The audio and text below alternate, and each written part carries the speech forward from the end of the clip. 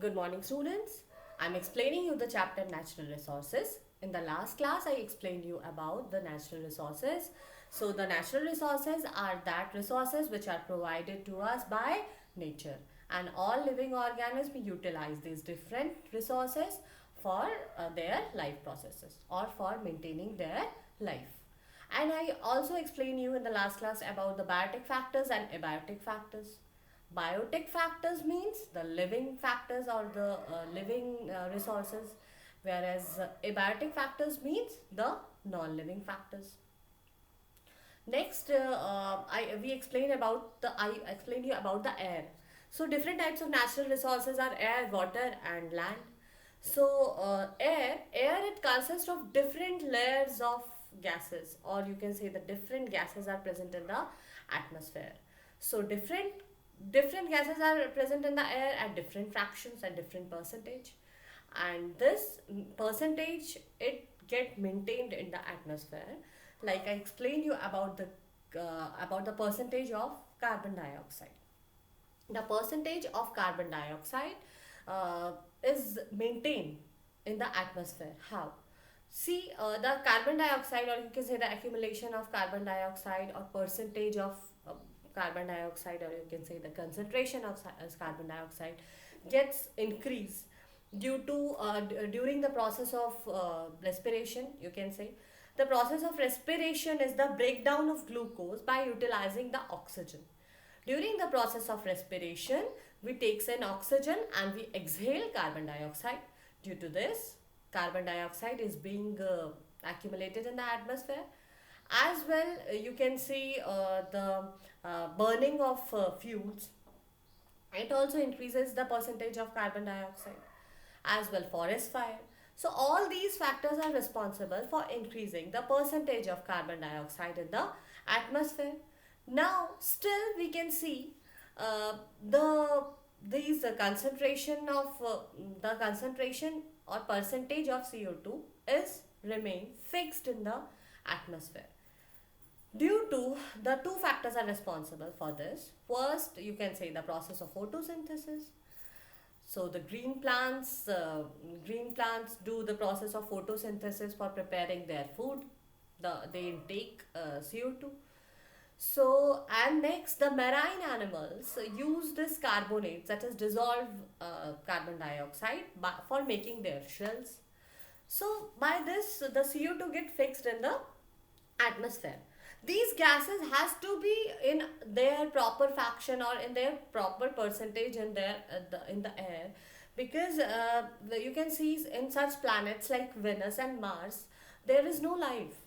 Why there is no life? Because there the concentration of CO2 is much higher. About, you can say, 95 to 97 percentage of CO2 is present in that in the atmosphere of Venus and Mars. That's why there is no life exist in the Venus and Mars. So the percentage is a very important factors for maintaining a life. So next we will study about, so we are studying about the atmosphere. As I told you, the atmosphere, the cover of air around us is known as atmosphere. It covers earth like a blanket. Different layers of earth covers the earth like a blanket. So first we should discuss about the different layers of these atmosphere which is present in the earth. So basically it is meant for the three layers. First, it's the name is troposphere. Second, stratosphere. Third, mesosphere. Okay. So see students, troposphere, it's about 18 to 16 kilometers above the ground, and the stratosphere is 30 to 50 kilometers above the ground. More it's more high. And here mesosphere about 80 kilometers from the ground. So basically we know that life exists in the troposphere in the 18 to 16 kilometers. So all the life supporting activities of the atmosphere takes place here in the troposphere zone. So basically the role of atmosphere in climate control. Next topic we will see. So the atmosphere plays a significant role in maintaining the climate control. How? as I explain you that the atmosphere having the different layer of airs, or you can say cover the earth like a blanket, no. So now see, this air is a bad conductor of heat. So the air of bad conductor of heat, so the atmosphere prevents a sudden increase in temperature. If it is a bad conductor of heat, if in the daytime the obviously the temperature increases, it's a bad conductor of heat. So definitely it will not increase the temperature all of a sudden. So, and as well in the night time, it slows down escape of heat in the outer space. So it keeps the temperature steady, or you can say it helps to maintain the temperature of the earth as if they are bad conductor of heat. So at the daytime it will not heats up very quickly, as well in the night time also it will slow down the escape of heat into the outer space. Thus you can say it keeps the average temperature of earth fairly steady. As well, I can give you an example. As well, in moon there is no atmosphere. In the absence of atmosphere, the obviously the temperature regulation was not there. So the that in the earth we can see the steady temperature is there. In the moon, the temperature is about minus 196 centigrade to 110. So this is what because due to there is no atmosphere into the in the moon. Okay. So now next topic is the winds. The winds, or you can say the movement of air. So students, next we will study about the winds, or you can say the movement of air. So the what are winds? So winds, the movement of air from one region to the another region creates the wind. Okay. So this wind is also responsible for deciding the climatic condition of any definite area. Sometimes you can see very smooth and soft winds. Very sometimes you can see very terrible storm, or that is a very terrible form of a wind. So these cool and gentle breezes and these strong and terrible storm, what is the factor which decides the nature of the wind? So the nature of the winds or the movement of air depends upon the changes that occurs in the atmosphere. Water vapor, humidity, or you can say water vapors like humidity, landscapes, rotation of earth and sunlight play significant role in deciding air current, but the temperature is the important factor which decides the air current. So the important factor is the temperature. So basically students, to understand the main concept of the movement of this air, you should learn these 3 points. Nature of the air movement. To understand this nature of the air movement, you have to understand basic three important points. First, that the hot air is lighter than that of the cool air. That's why if hot air is lighter than the cool air, then hot air will rises up and cool air will rises down.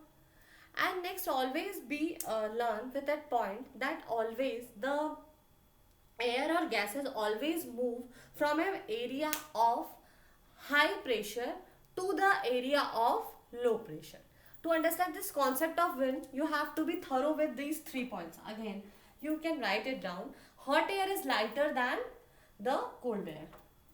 Hot air is lighter than cold air. Second point, hot air rises upwardly. Hot air rises upwardly, whereas cool air whereas cold air moves downwardly.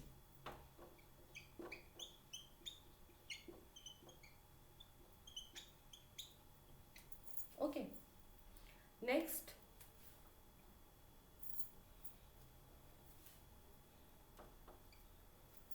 third point, you write air or gases always, air or gases always moves from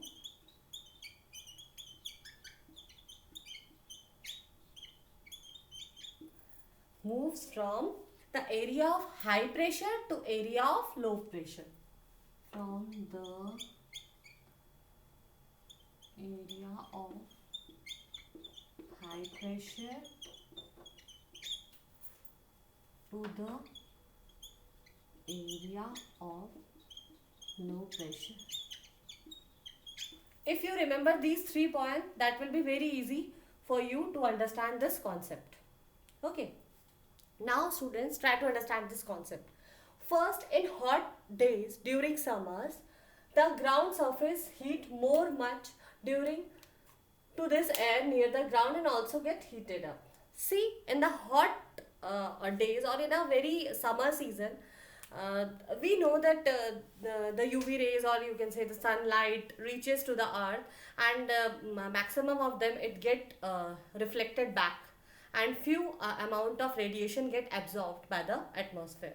No, so the after this heating, after this due to this absorption, the land surface get heated up. So the ground surface heated very much due to this air near the ground gets also heated up. See here, in the summer days, suppose in the summer days, the land gets heated up due to this sunlight. Obviously, if the land get heated up, then the air which is present over this land, it will also get heated up. The air near the ground also get heated up, and convection currents are developed. Convection current means what? In the lower classes you studied about, when you are heating a tea pan, you are heating it from the bottom, and the handle will also get heated up. That's why it's covered with the plastic, or you can say the bad conductor of heat. No, that is the convection current. If you are heating it, the tea pan, you just imagine you are heating it from the below, you are heating it, that pan, from the in the gas from the below, but the handle is also getting heated up. That is a convection current. That heat is the convection current is developed, and the pan is also getting heated. So as the same same concept is there, that see, the land is heating up, obviously the convection current will set up. That's why the air that is present near the land, it will also get heated up.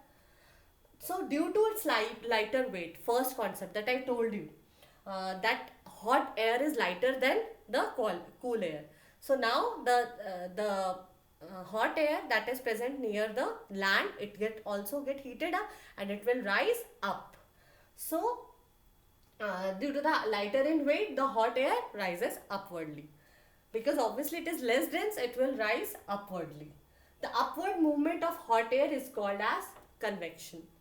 As a result, there is a low pressure area gets developed near the ground surface. Obviously, the heat will warm air will heats up, and the warm or hot air rise upwardly. Due to this, in the below area, the low pressure gets developed. Now the air from the high pressure areas move rapidly to the low pressure area. As I explained you in the last point, air gases always move from the area of high pressure to the low pressure. So where the low pressure is developed, to fill up that gap, the high pressure from the areas move rapidly to the low pressure area to minimize the difference in the pressure. In this way, the air currents are developed mainly because of the pressure differences in different areas. The pressure difference is due to uneven heating of air. Okay, now student, I will explain what will happen in the coastal areas. Now students, see the air movements or wind nature in coastal region. The same concept was here also. So in coastal region, land and water are present side by side.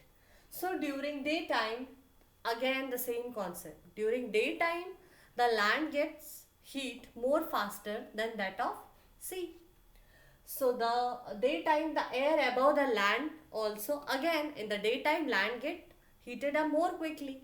So again the air which is present near the land, it will also get heated up, and it will get heated up, it will rises up, and when it will rises up, it will in the bottom, it will be creating a low pressure. And again, as I explained you, from high pressure the gases or air will flow to low pressure to heal that pressure difference. So again, see, the air above the land get heated up rapidly and rises upwardly due to the convection and develops a low pressure area. As a result, air move from sea surface, which is cold. Obviously, sea surface was cold due to the contact with water, start blowing towards the land. Okay. And now what has happened during the night time? At night time, both water as well as the sea water both starts cooling. Both started down for cooling. Both sea water cools down slower than the land. So, the sea water is comparatively the rate of slowing down of sea water is comparatively low as of land. Therefore, in comparison to land, the air above the sea surface is warmer. Now, the air which is present in the sea surface, that is more warmer as compared as to the land surface, because land heats up also fastly and cools up also fastly. So now, from the sea surface, the air rises upwardly and creates the low pressure area on a sea surface. This results the movement of air from the land to the sea. So that is the concept of sea breeze and land breeze. Okay. So students, today we learn about this winds and the pressure of air. In the next class, we will continue this chapter with the topic rain. Thank you for today's class.